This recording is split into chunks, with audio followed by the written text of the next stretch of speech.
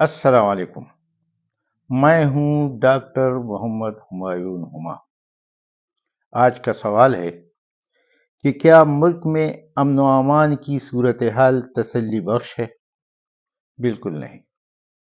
मुल्क में किसी भी जगह अमन व अमान की सूरत हाल तसल्ली बख्श क्या, इंतहाई दर्जे तशवीशनाक है। मैं सिर्फ आज सवात के खित्ते का जिक्र करूंगा।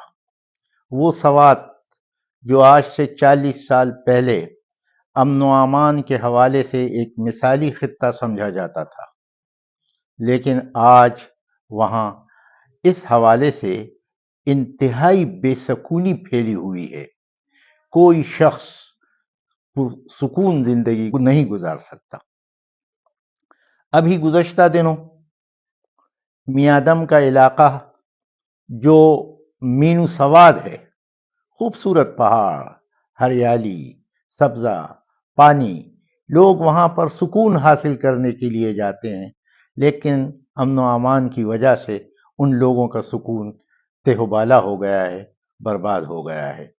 घर लुट रहे हैं, चोरियां हो रही हैं, डाके पड़ रहे हैं, और ये अमन व अमान तमाम स्वात के खित्ते में एक सवालिया निशान बन चुका है।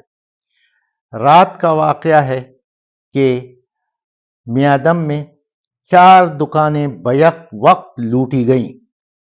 एक बहुत बड़ा स्टोर, एक मोबाइल की दुकान और एक किताबों की दुकान, जहां से कैश उड़ा कर ले जाया गया। अमन व अमान के रखवाले और कानून के मुहाफिज इस बात से बिल्कुल बेखबर थे, और सुबह जब लोग उठे दुकानें खुली पड़ी थी। मैं एक मिसाल दूंगा। वाली सवात के ज़माने में कहा जाता है कि मियादम के इलाके से ऊपर कालाम के इलाके में 2 गैर मुल्कियों को लूटा गया, बल्कि एक खातून के साथ बदतमीजी और बदअखलाकी भी की गई।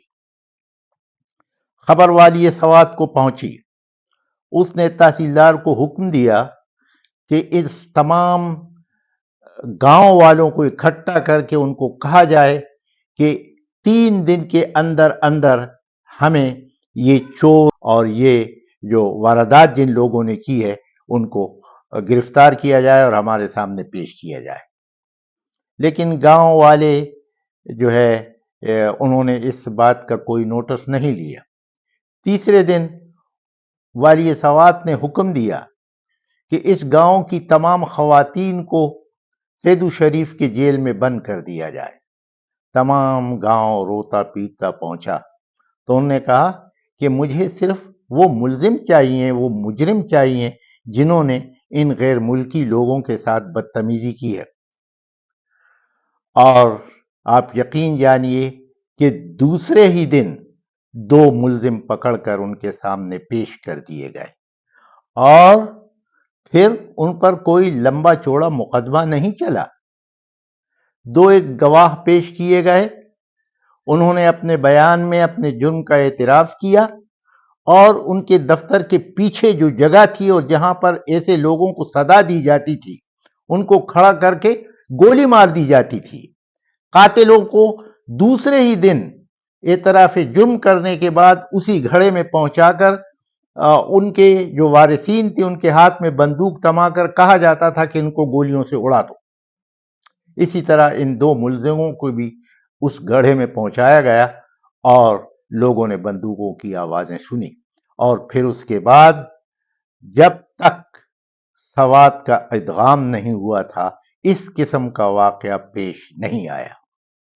चुनांचे में इस मौके पर कानून के मुहावजों को, स्वात के कानून के मुहावजों को ये इस्तदा करूंगा, ये दरख्वास्त करूंगा कि अज़राह करम आप ज़रा इस पुरसुकून इलाके की तरफ तवज्जो दें और इसको दोबारा पुरसुकून बनाने की कोशिश करें कि मियादम का ये पुरसुकून गांव क्यों आजकल मसाइब का शिकार है।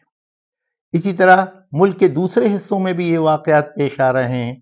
पेशावर में गुज़श्ता माह एक बच्चे को मोटरसाइकिल पर जा रहा था, उसे खड़ा किया गया, اس سے موبائل چھیننے کی کوشش کی گئی، لیکن جب اس نے ذرا ہچکچاہٹ کا مظاہرہ کیا تو اس کے ماتھے پر پستول رکھ کر گولی چلا دی گئی اور اس 15 سالہ بچے کو وہیں پر خون میں لتھڑا ہوا چھوڑ دیا گیا۔ حضراء کرم، قوم کو سکون فراہم کیجیے، وہ پہلے ہی سے مختلف قسم کے مسائل کا شکار ہیں، چنانچہ انہیں کم از کم امن و امان مہیا کیجیے تاکہ وہ اپنے گھروں میں سکون سے زندگی بسر کر سکے۔ شکریہ۔